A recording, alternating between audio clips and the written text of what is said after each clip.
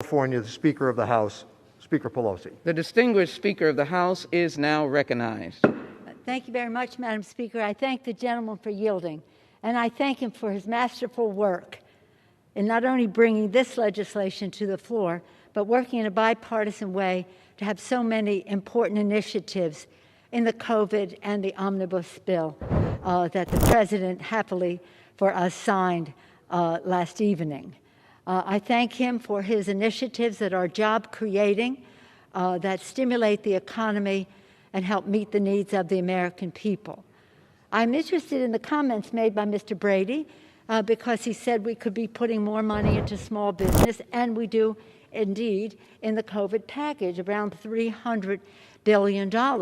And I think it's important to note, Madam Speaker, that that brings it to about almost $1 trillion since March 27th, 28th, when the President signed the CARES Act, about $950 billion. Okay, so Nancy Pelosi just went nuclear on live TV, and honestly, the fallout is absolutely insane right now. Like, we're talking full meltdown mode here. She called Trump a vile creature.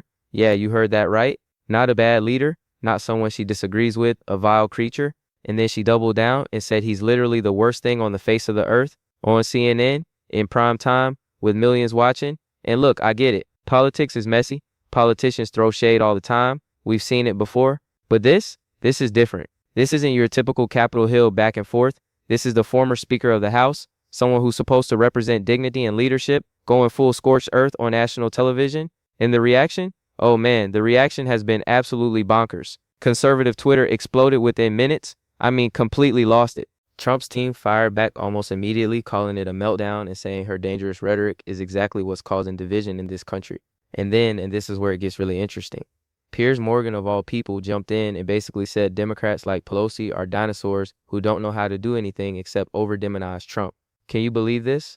Even Piers Morgan thinks she went too far. But before we go any further, real quick, let's be honest, you can't really trust headlines anymore. That's why we built Pump Politics, to bring you real stories, real context, and no corporate spin. If you want to stay ahead of the headlines, join our free newsletter. We'll send the news straight to your inbox every day. Just click the link in the description to join. And if you just want to support what we're doing, join us, be part of the community that actually cares about the truth. All right, let's get back to the video. For small business, nearly $1 trillion. Very important. Small business is the heart of our economy. What could be more optimistic for anyone to do but to follow their dreams, start a small business, create jobs, create wealth, create capital? So important. We see the importance of that, to the tune of about $1 trillion, just under $1 trillion in these past several months. But if you want to talk about job creation, I hope the gentleman will join us when we go forward to do state and local. Our healthcare workers, honoring our heroes. They're at risk of losing their jobs. While they risk their lives to save lives, they may lose their jobs, and over 1 million of them have. We're talking about healthcare workers. We're talking about police and fire, our first responders. We're talking about transportation, sanitation, food workers. We're talking about our teachers, the custodians of our children for a large part of their day. But here's the thing that nobody's really talking about yet, the timing of all this. Because according to reports that just came out, Pelosi might not even run for re-election after this cycle. So is this her swan song? Is this her going out with one final middle finger to Trump? Or is something else going on here? And I'm going to be honest with you, when I first saw the clip, I thought maybe it was taken out of context. You know how the media works, right? They'll clip 10 seconds and make it seem worse than it was. So I went and watched the whole interview, and nope, it's actually worse in context. She went on this whole rant about how Trump shredded the Constitution, how he turned the Supreme Court into a rogue court, how he's destroyed everything good about America. Like, the woman did not hold back even a little bit. Now here's where this gets really wild. The conservative backlash isn't just about her calling Trump names. That's surface level stuff. What's really happening here is way bigger, because this interview, this moment, is becoming a rallying cry for both sides. Trump supporters are using it as proof that Democrats are unhinged and out of control. They're saying, look, this is what they really think about half the country. Meanwhile, Democrats are defending Pelosi, saying she's just speaking truth to power and someone needs to call Trump out. So we've got this massive polarization happening in real time. Social media is on fire. Cable news can't stop talking about it. And Capitol Hill, oh man, Capitol Hill is bracing for chaos. because when the former speaker goes on TV and calls the sitting president a vile creature, that has consequences, real consequences. And get this, Trump's response on Truth Social was actually pretty calculated. He didn't just rage tweet like he sometimes does. His team put out this statement saying Pelosi's meltdown confirms his influence and blamed her rhetoric for dangerous division. They're using her own words against her. They're making her the villain in this story. And honestly, it's working, because even people who don't like Trump are looking at this and going, yeah, maybe calling someone a vile creature on national TV isn't the best look, but we need to zoom out for a second, because this isn't just about one interview or one rant. This is about where American politics is right now. We're at this point where the rhetoric has gotten so extreme, so personal, so vicious, that moments like this don't even shock us anymore. Like 10 years ago, if a former speaker called the president a vile creature, it would have been a month-long scandal. Now, it's just another Tuesday. And that should terrify us. Because if this is the baseline, if this is normal now, where do we go from here? What's next? And more importantly, who benefits from all this chaos? The answer might surprise you. Because while everyone's screaming at each other online and cable news is raking in ratings, the actual people who are supposed to be governing, they're not getting anything done. Nothing's happening on policy. Nothing's moving forward on the issues that actually affect your daily life. It's just chaos and drama and sound bites. And maybe that's the point. Maybe the chaos is the strategy. Maybe keeping everyone distracted and outraged means nobody's paying attention to what's actually happening behind the scenes. Food for thought, right? So in this video, we're going to break down exactly what happened, why Pelosi said what she said, what the real fallout is going to be, and why this moment might be way more significant than just another political food fight. Because trust me, there's a lot more going on beneath the surface here. And by the end of this, you're going to see this whole situation in a completely different light. Let's dive in. All right, so let's get into what actually happened here, because the soundbite is crazy enough on its own, but the full context, oh man, the full context makes this even wilder. So Pelosi sits down with CNN, right? And the interview starts normal enough. They're talking about Trump's presidency, his policies, the usual stuff. But then the host asks her about Trump's impact on American democracy. And that's when she just loses it. Like, you can literally see the moment she decides to stop holding back. She starts going off about how Trump has shredded the Constitution. Her words, not mine. She says he's turned the Supreme Court into a rogue court that's destroying rights and freedoms. And then she gets to the part that's now replaying on every news channel in America. She leans forward, looks straight at the camera, and says Trump is just a vile creature, the worst thing on the face of the earth. Now, pause for a second, because I want you to really think about what that means. The worst thing on the face of the earth. Not one of the worst. Not among the worst. The worst. Like worse than dictators committing genocide. Worse than terrorists. Worse than actual criminals. According to Nancy Pelosi, Trump is literally the worst thing on this entire planet. And look, I'm not even making a judgment call here about whether Trump is good or bad. That's not the point. The point is, how do we get to a place where a former Speaker of the House feels comfortable saying something that extreme on national television? Like, what happened to political norms? What happened to basic decorum? But here's what's really interesting. The conservative response wasn't just outrage, it was strategic outrage. Because within an hour of that clip going viral, and I mean viral, like millions of views in the first 60 minutes, Trump's team and conservative media had already crafted their narrative. They're calling it dehumanizing language. They're saying this is exactly the kind of rhetoric that leads to political violence. They're drawing direct lines between Pelosi's words and the intense polarization we're seeing on Capitol Hill right now. And you know what? That argument is landing. Because Ben Peterson, who's the communications director for the NRCC, he tweeted out something that got huge traction. He said this is just more dehumanizing Democrat language about Republicans. In that framing, calling someone a vile creature, yeah, that is dehumanizing. Like, by definition, you're comparing a human being to some kind of monster or animal. So now Democrats are in this weird position where they either have to defend what Pelosi said or distance themselves from it. And from what I'm seeing, they're split. Some Democrats are absolutely backing her up, saying Trump deserves it after everything he's done. Others are quietly trying to change the subject and talk about literally anything else. But then Piers Morgan jumps into the mix. And this is where it gets really spicy. Because Piers Morgan is not some right-wing pundit, right? Like, he's been critical of Trump plenty of times. But he sees this Pelosi clip and he goes on X and basically says it's absurd. He says Democrat dinosaurs like Pelosi don't know anything except over-demonizing Trump. And that's why they're polling so badly. And that last part, that's the kicker. Because he's right. Democrats have been struggling in recent polls. Voters are tired of the constant Trump drama. They want to hear about the economy, about healthcare, about their actual lives. But instead, they're getting Nancy Pelosi calling Trump a vile creature on CNN. Now let's talk about the timing, because this is super important. Multiple reports came out on November 3rd saying that Pelosi is unlikely to seek re-election after this current cycle, so she's basically a lame duck at this point.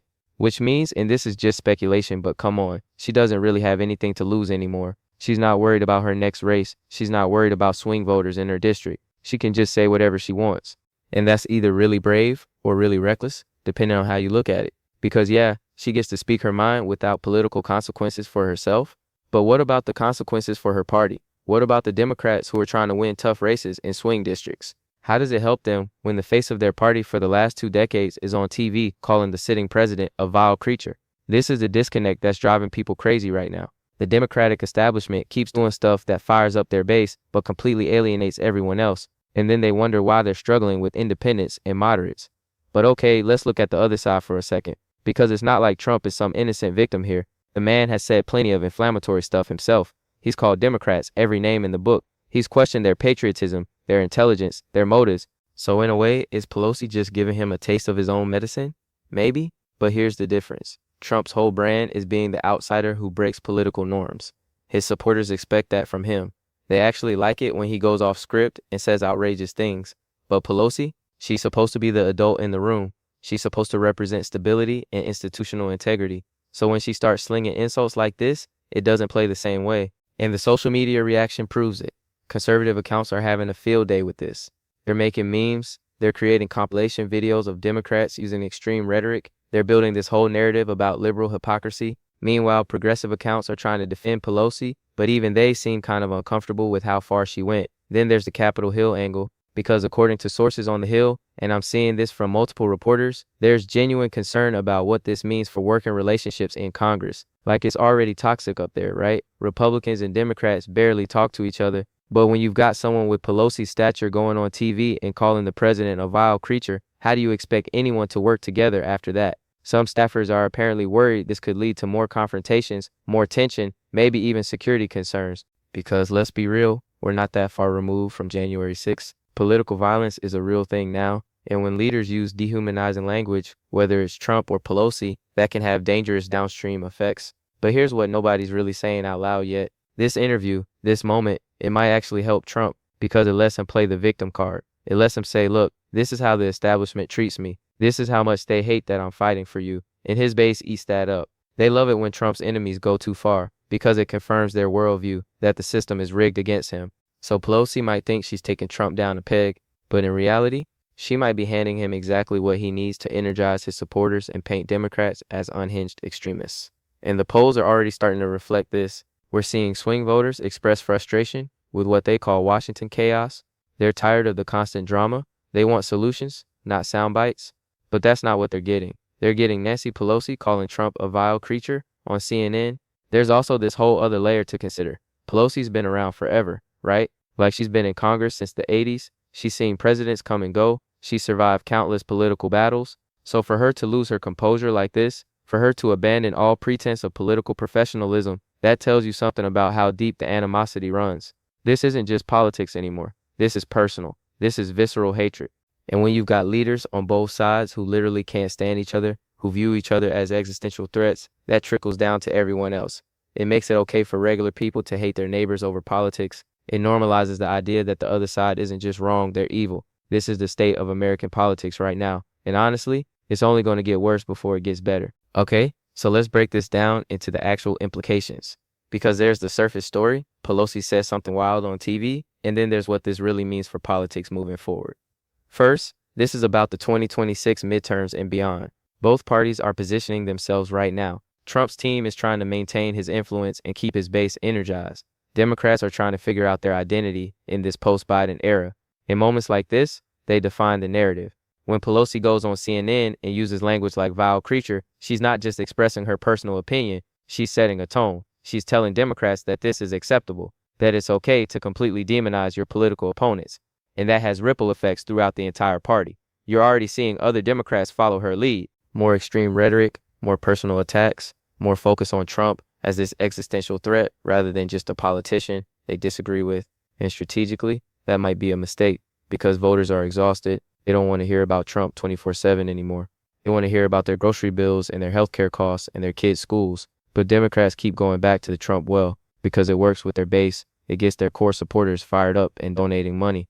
The problem is, it doesn't expand their coalition. It actually shrinks it. Because every time someone like Pelosi goes this far, moderates and independents cringe and think maybe I don't want to be associated with that. Second point, this is about media and messaging.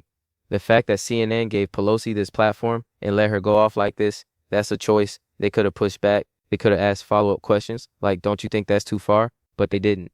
They let her rant and then they promoted the clip everywhere. And that tells you something about the media ecosystem we're living in. Controversy gets clicks, outrage gets ratings. So networks have an incentive to platform the most extreme voices because that's what performs well. It doesn't matter if it's good for democracy or political discourse. It matters if it trends on social media. Trump has understood this for years. He knows how to work the media cycle. He says something outrageous. Everyone covers it. He stays in the headlines. Now Pelosi's doing the same thing, probably without even realizing it. She thinks she's speaking truth to power, but really, she's just feeding the outrage machine.